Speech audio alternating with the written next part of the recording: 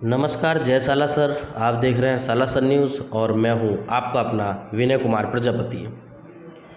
बेटी पढ़ाओ बेटी बचाओ एक बहुत ही सिंपल और बहुत ही आसान शब्द है जिसे हमेशा हर कोई बहुत ही आसानी से बोल जाता है और बोलकर चला जाता है। लेकिन लगातार आप देख रहे होंगे देश में कहीं ना कहीं बेटियों के साथ, माताओं बहनों के साथ इस कदर अत्याचार हो रहे हैं जिनके ऊपर लगाम अभी तक शायद किसी भी सरकार के द्वारा नहीं कसी गई है। कुछ ऐसा ही मामला एक अभी हाल ही में कुछ दिनों का है जहां पर एक बच्ची या एक लड़की 20 साल की लड़की अपने वृद्ध माता पिता के साथ नौकरी करती थी। बताया गया कि नौकरी करीब कई सालों से वो एक कॉन्ट्रैक्टर के अंडर में कर रही थी। नौकरी के तत्पश्चात उस बच्ची का जो है पेमेंट बाकी था, लेकिन पेमेंट ना देने के बाद कई बार उसने जब मांगा तो पेमेंट के लिए उसको उसके ऑफिस पे बुलाया गया।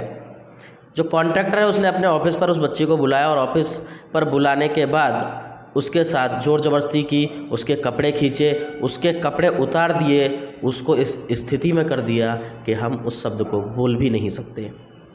अब सोचने और समझने वाली बात है, इतना सब कुछ बेटियों के साथ होता रहता है, उसके बावजूद भी हम एक ही नारा लगाते हैं, बेटी बचाओ और बेटी पढ़ाओ।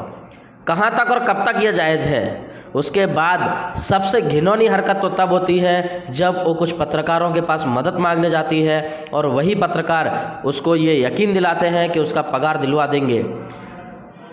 उसको अपने साथ में लेकर जाते हैं, वहाँ से उसको पगार भी दिलवाते हैं, लेकिन वहाँ से रिटर्न लेके आने के बाद रास्ते में अपनी गाड़ी को रोकते हैं और वहाँ पर उसके साथ ज़ोर ज़बरदस्ती करते हैं और उसके जो भी पैसा रहता है वो छीन लेते हैं। सोचने और समझने वाली बात है, क्या इस तरीके के विषयों को, इस तरीके की बातों को, इस गंभीर विषय को, घिनौने कृत्यों को क्या कभी कोई कानून के अंदर में कार्रवाई की जाएगी? कानून उनको किसी ना किसी प्रकार से दंडित करेगा क्या? लेकिन यह कहानी यहीं पर नहीं रुकती है। उस बेचारी बच्ची के वृद्ध माँ बाप और उस बेचारी बच्ची को धमकियाँ आती हैं, गाड़ी से कुचल देंगे, मार देंगे, दबा देंगे, यहाँ से भाग जाओ। उसको यहाँ से भगा दिया जाता है, वो यहाँ से अपने गांव चली जाती है। लेकिन उस लड़की की जाबाजी देखिए, यहाँ से जाने के बाद उसने पीएमओ ऑफिस पे कंप्लेंट की। कंप्लेंट के बाद वहाँ पे कुछ महीनों बाद या कुछ दिनों बाद उसके पास नज़दीकी जो पुलिस स्टेशन है जहाँ पर यह सारा घटना घटी थी, वहाँ से पुलिस का फ़ोन जाता है कि आपको बयान के लिए आना पड़ेगा।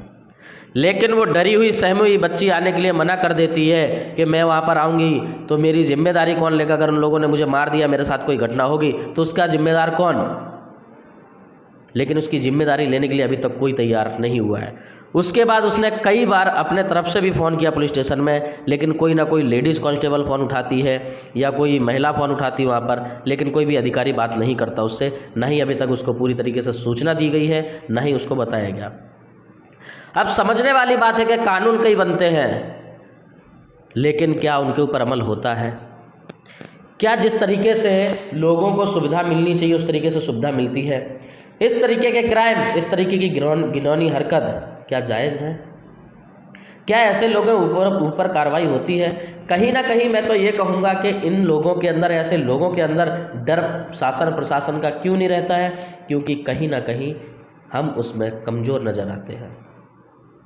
आए दिन ऐसी घटनाएं घटती रहती हैं। अगर ऐसी घटनाओं के ऊपर शासन प्रशासन का सख्त रवैया हो तो क्या कोई दोबारा ऐसी हरकत करने की कोशिश करेगा? हद तो तब हो जाती है जब पत्रकारों का भी इस घिनौने कृत्य में नाम आता है तो सोचकर भी रूह कांप जाती है, घिन पैदा होती है। क्या कोई ऐसा भी कर सकता है? आखिरकार आज के समाज में आज के लोग जो हैं वो बेचारे भरोसा करें किस पे? शासन प्रशासन पर, समाज पर, अपने लोगों पर, पनाए लोगों पर, पत्रकारों पर कहाँ जाएं?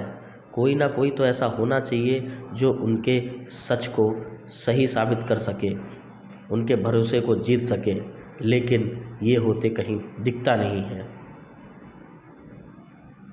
उस बच्ची की हिम्मत देखिए, कहीं से उसको मेरा नंबर मिला, उसने मुझे फ़ोन किया और सारी सच्चाई भी बताई, उसने सारे पेपर भी मुझे भेजे हैं। और जल्द ही ऐसे पत्रकार और ऐसे कॉन्ट्रैक्टर और ऐसे कंपनी के ऊपर साला सा न्यूज़ उस बच्ची के साथ 24 घंटे खड़ा हुआ है और सख्त से सख्त कार्रवाई कराकर उनको दंडित भी करवाएगी और सज़ा भी दिलाएगी। इस खबर पर नज़र बनाए रखने के लिए आप जुड़े रहिए हमारे साथ सालासर न्यूज़ के साथ। धन्यवाद।